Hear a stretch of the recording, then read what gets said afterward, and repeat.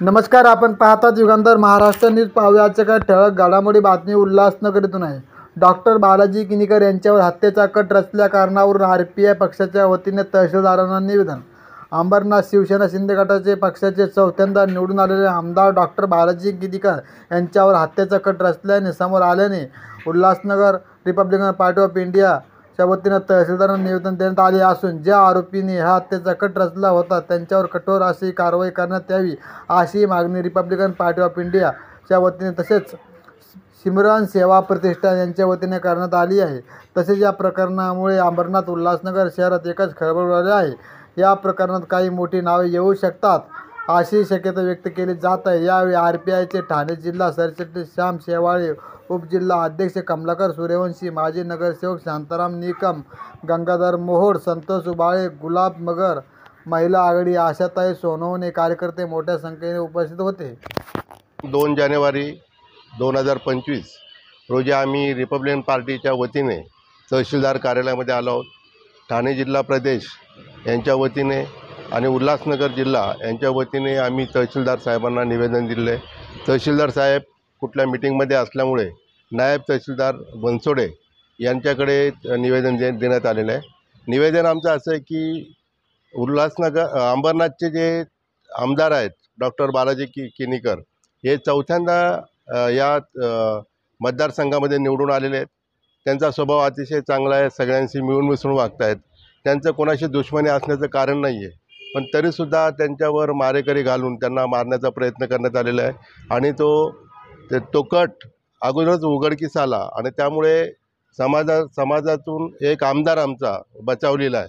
तर अशा प्रकारचे हल्ले जर होत असतील, जर अशा प्रकारे आमदार किंवा जे लोकप्रतिनिधी आहेत लोकप्रतिनिधींवर सुद्धा अशा प्रकारचे हल्ले होत असतील तर सर्वसामान्य जनतेचं काय, असा प्रश्न सर्वसामान्य जनतेच्या मध्ये पडलेला आहे.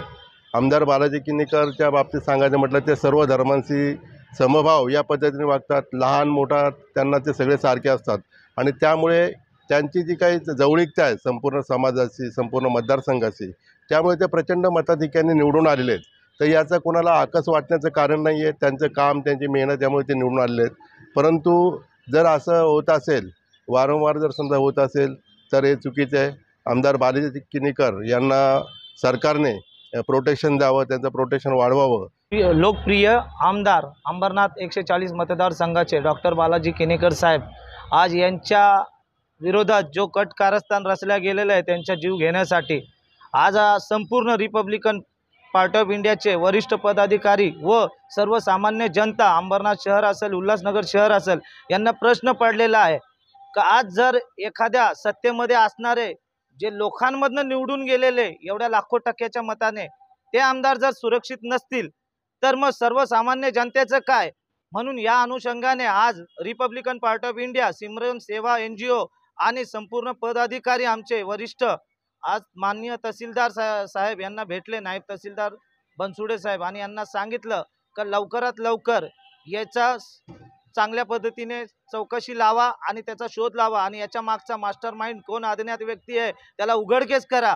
जर असं करण्यात नाही आलं तर रिपब्लिकन पार्टी ऑफ इंडियाच्या वतीने हा जो आमदाराच्या विरोधामध्ये जो जीव घेणे हल्ल्याचे जो कट रचणारा जोही विरोधक असेल त्याच्या विरोधात मंत्रालयामध्ये आमचं एक हास्यसेक आंदोलन असून त्याचे सर्व सामान्य जनतेला घेऊन तिथे गृहमंत्री आपले फडणवीस साहेब असतील त्यांना विचारण्यात येईल का जर सत्तेत असलेले आमदार जर सुरक्षित नसले तर सर्वसामान्य जनता कशी सुरक्षित राहील, असं म्हणून आज रिपब्लिकन पार्टी ऑफ इंडियाने इथे निवेदन दिलेले आहे.